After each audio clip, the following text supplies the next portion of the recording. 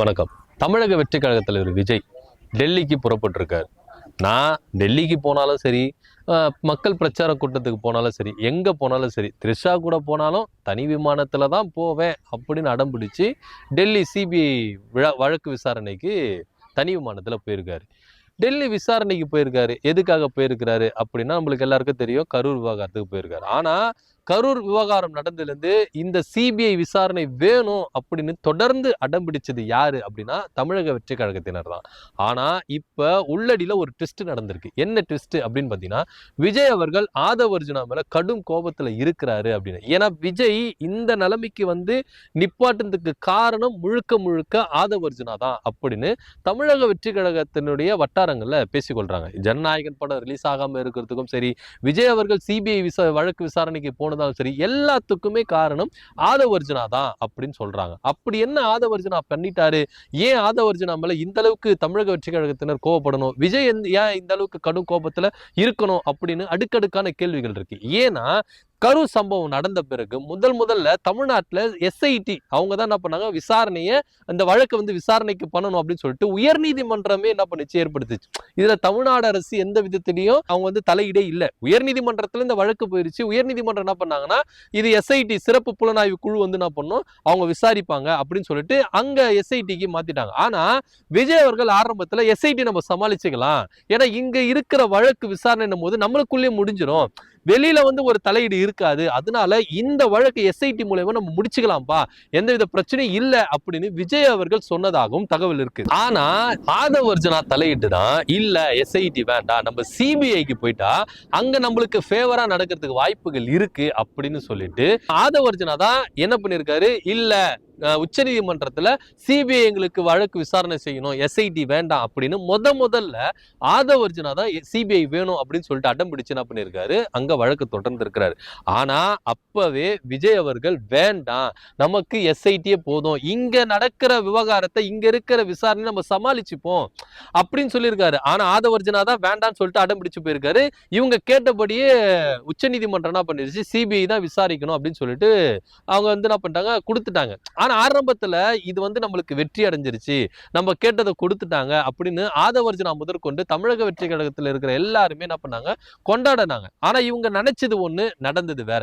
CBI விசாரணை எப்படியா இருக்கும், இவங்களுக்கு ஃபேவரா இருக்கும் அப்படின்னு சொல்லிட்டு ஆதவ் அர்ஜுனா, புசி ஆனந்த், நிர்மல்குமார் எல்லாமே நினைச்சிட்டு இருந்தாங்க.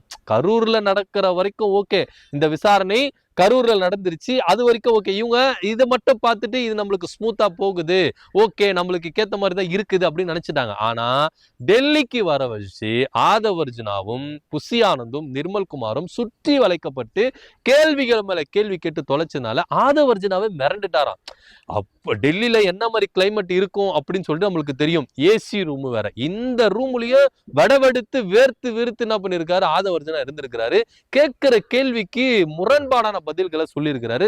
ஆடி போயிட்டு இருக்காப்புல மனுஷன், என்னையா சிபிஐ இந்த மாதிரி கேள்வி கேட்குது அப்படின்னு சொல்லிட்டு ஆடிப்பட்டு இருக்கு. பத்தாததுக்கு அந்த கரூர்ல பிரச்சார வாகனத்தை என்ன பண்ணிருக்காங்க, யூஸ் பண்ணிருக்காங்க. அந்த வாகனத்தை நேரடியா பறிமுதல் பண்ணி இன்ச் பை இன்ச்சா நீங்க எப்படி அங்க டிரைவர், அந்த டிரைவரை இன்ச் பை இன்ச்சா என்ன பண்ணிருக்காங்க, மூவ் பண்ண சொல்லிருக்காங்க. அந்த கரூர் சம்பவத்துல நீங்க எப்படி வண்டி ஓட்டுனீங்க அப்படின்னு சொல்லிட்டு பிராக்டிக்கலா எல்லாமே என்ன பண்ணிருக்காங்க, செஞ்சிருக்காங்க. டிரைவர் மிரண்டு போயிருக்காங்க. டிரைவர் கிட்ட சில கேள்விகளை கேட்டிருக்காங்க. அதுக்கு டிரைவர் டைரக்டா பதில் சொல்லாம ஆதவ் அர்ஜுனா தலையிட்டு குறுக்கிட்டு என்ன பண்ணிருக்காரு, பதில் சொல்லியிருக்காரு. அப்பவே அவங்க கண்டனம் தெரிவிச்சிருக்காங்க. லைட்டா டவுட் வந்திருக்கு, எதுக்கு ஆதவ் அர்ஜுனா எல்லாத்துக்கும் வந்துடுறாரு அப்படின்ற மாதிரி தான் இங்க பேச்சுகள் இருந்திருக்கு. சோ இந்த விவகாரத்துல இப்ப விஜய் விசாரணைக்கு போறாருல, இந்த விஜய் விசாரணைக்கு போனதுக்கு காரணமும் ஆதவ் அர்ஜுனா ஒரு வகையில காரணம். ஏன்னா முரண்பாடான பதில்கள் சொல்லி இருக்கிறாரு. இவங்க கரெக்டா இந்த பதில், அதாவது ஆதவ் அர்ஜுனாவோ, புசி ஆனந்தோ, நிர்மல்குமாரோ, மதியழகனோ இவங்களுக்குள்ளவே இருந்த இந்த விசாரணை அடுத்த கட்ட லெவலுக்கு விஜய்க்கு போகுதுன்னா இதுக்கு முழுக்க காரணம் டிரைவர்களுக்கு கேட்கப்பட்ட கேள்விகள், ஆதவ் அர்ஜுனா பட்ட கேட்ட கேள்விகள், இவங்களுடைய முரண்பாடான பதில்கள் தான் விஜய இங்க கோத்து விட்டு இருக்கிறாங்க அப்படின்ற ஒரு பேச்சும் இங்க அடிப்படுது. அதன் அடிப்படையில இன்னைக்கு விஜய் அவர்கள் போயிருக்கிறாரு. சோ இதெல்லாம் வச்சு பார்க்கும் பொழுது ஆதவ் அர்ஜுனா சும்மா இருந்திருந்தா இந்த வழக்கு சிபிஐக்கு போயிருக்குமா? இங்க இருக்கிற எஸ்ஐடிக்குள்ளே நம்ம என்ன பண்ணிருக்கலாம், முடிச்சிருக்கலாம். இப்போ தமிழக வெற்றி கழகத்தினர் என்ன சொல்றாங்க அப்படின்னா, எஸ்ஐடிலே இருந்திருந்தா இங்க வழக்கு வேற மாதிரி போயின்னு இருக்கும் பொழுது இங்க வந்து நம்மளுக்கு ஆதரவா தான் இருந்திருப்பாங்க. ஏன்னா சிஎம் அவர்கள் என்ன சொன்னார்னா, எந்த ஒரு தலைவனும் தன்னுடைய தொண்டன் இந்த அளவுக்கு விபத்து ஏற்படுத்துறதுக்கு யாரும் விரும்ப மாட்டான், ஒரு தொண்டன் இறக்குறத ஒரு தலைவன் விரும்ப மாட்டான். இந்த மேட்டரை இவங்க இப்படியே முடிச்சிருப்பாங்க. ஆனா இத வந்து பெருசாக்கி இவ்வளவு பெரிய விவகாரமாக்கி இன்னைக்கு விஜய் அவர்களை மாட்டி விடுறது. சொல்ல போனா இன்னைக்கு விஜய் அவர்கள் டெல்லிக்கு போயிருக்கிறார். கிட்டத்தட்ட 3 நாள் கிட்ட வழக்கு தொடரும் அப்படின்னு அங்க இருந்து தகவல் வருது. ஏகப்பட்ட கேள்விகள் கேட்கப்படுது. ஏன்னா பொது வெளியில வந்து ஆதவர்ஜுனா தேவையில்லாம வார்த்தைகளை விட்டார். எஸ்ஐடி வழக்கே போதுமானதுதான் அப்படின்னு விஜய் அவர்களும் தமிழக வெற்றிகரத்தில் இருக்கிற நிர்வாகிகளும் நினைக்கும் பொழுது ஆதவர்ஜுனா தான் பொது வெளியில வந்து இது மாதிரியான விஷயங்களை செஞ்சார். அதுவும் இல்லாம விஜயோட நாலேஜ் இல்லாமயே உச்சநீதிமன்றத்துல சிபிஐ வழக்கு வேணும் அப்படின்னு இவர் மனு தாக்கல் பண்ணியிருக்கிறாரு அப்படின்னு ஏகப்பட்ட தகவல் இருக்கு. ஆக மொத்த விஜய் அவர்களுக்கும் ஆதவர்ஜுனாவுக்கும் இப்போ கடுமையான ஒரு உட்கட்சி போர் அப்படி நடக்குது அப்படின்னு சொல்லலாம்.